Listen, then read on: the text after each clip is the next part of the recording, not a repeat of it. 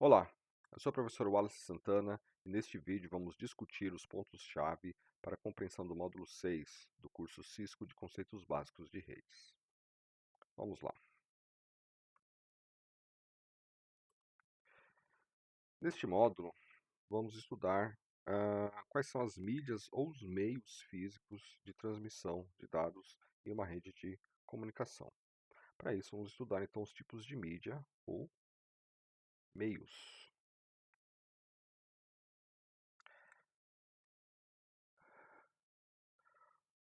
Os meios de transmissão de dados, eles podem ser classificados em duas categorias, que são os meios guiados. Então, os meios guiados são todos aqueles, que possuem algum tipo de fio ou de cabo ou de conexão física para transmissão de dados. E os meios não guiados, que são aqueles que usam a atmosfera, ou que usam o ar. Então, por exemplo, rede sem fio é um exemplo de meios não guiados. Bom, os principais tipos são os fios metálicos, baseados em cobre, as fibras óticas, baseadas em fibras de vidro ou de plástico, e, por sua vez, a transmissão de dados sem fio ou wireless. No caso dos meios de comunicação metálicos, os dados são codificados na forma de impulsos elétricos. No caso das redes óticas, os dados são codificados na forma de pulsos de luz ou ainda pulsos eletromagnéticos, que é uma outra forma de se referir a pulsos de luz. E, por sua vez, a transmissão sem fio usa ondas eletromagnéticas, mais especificamente radiofrequência, para a transmissão de dados. Bom, quais são os critérios, então, para a gente poder selecionar entre um tipo ou outro de mídia, ou de meio de transmissão? Então, um dos critérios é a distância máxima que desejamos alcançar. Quando falamos de meios não guiados como rede Wi-Fi, isso é da ordem de alguns metros, Então seria a distância máxima de uma rede de dispositivos usando rede Wi-Fi. Quando a gente usa cobre, e mais especificamente está falando de cabos Ethernet ou rede Ethernet, como por exemplo usamos cabos UTP, que é o que nós chamamos de cabo par trançado, essa distância também é da ordem de metros. Já para a fibra ótica, essa distância é da ordem de quilômetros. Ou seja, se nós quisermos alcançar grandes distâncias, a melhor opção é usar a fibra ótica. O outro critério é qual é o ambiente que a mídia será instalada. Então, aqui o ambiente, se ele é doméstico, se ele é comercial ou industrial. Geralmente, ambientes industriais necessitam de mídias que sejam imunes à interferência eletromagnética. Então, no ambiente industrial, o uso de fibras óticas também é aconselhado. Ou ainda, cabos UTP blindados é uma outra opção. Cabos UTP blindados, eles recebem um outro nome, que é STP. Esse T e esse P é de par trançado, Esse S é de blindado, shielded, e esse U é de não blindado, unshielded. Um outro critério é quanto à quantidade de dados e a velocidade, ou em outras palavras, queremos saber o throughput. Então, quanto maior a taxa de transferência, a gente escolhe entre um e outro. Tanto o Ethernet, que usa par trançado, quanto a fibra ótica oferecem altas taxas de transferência, diferente já do Wi-Fi, que possui uma taxa de transferência menor comparado com os outros. E outra questão, outro critério, é o custo, da instalação. Então, desses aqui, o mais em conta, para se instalar é o Wi-Fi. Por quê? porque você não precisa ficar passando cabos, nem uma infraestrutura de cabos, né, ou de dutos para conter esse cabeamento. Um intermediário seria o cabo de par trançado, né, baseado em cobre, e o mais caro dos três é a fibra ótica. Então, especificando aqui, né, com mais detalhes, né, então um cabo de par trançado, que é um cabo metálico, meio guiado, né, baseado em cobre, ele tem essa característica aqui. Isso aqui é o exemplo típico, né, de um cabo que nós chamamos de UTP, que é par trançado não blindado. Então ele possui 4 pares de fios, 1, 2, 3, 4 pares.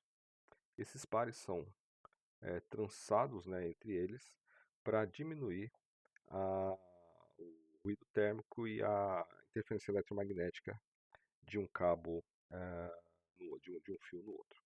Uma outra versão desse cabo é o cabo STP, que é blindado, né? Então, em volta desses pares de fios, ele ainda recebe uma fina camada de alumínio, por exemplo, para poder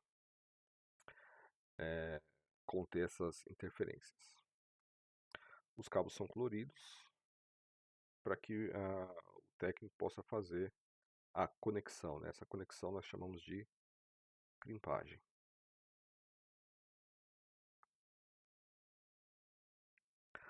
Um outro exemplo de cabo metálico é o cabo coaxial, utilizado principalmente em TV a cabo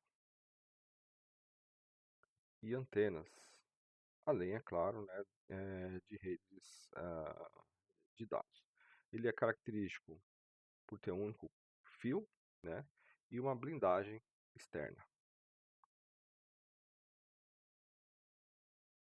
Esse cabo ele já não é tão mais usado, porque ele costuma ser um cabo rígido, e cabos rígidos costumam ser difícil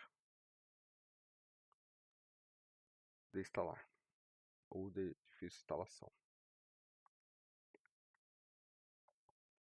E por último, nós temos os cabos de fibra ótica, que podem ser baseados em vidro ou plástico, por onde passa um feixe de luz.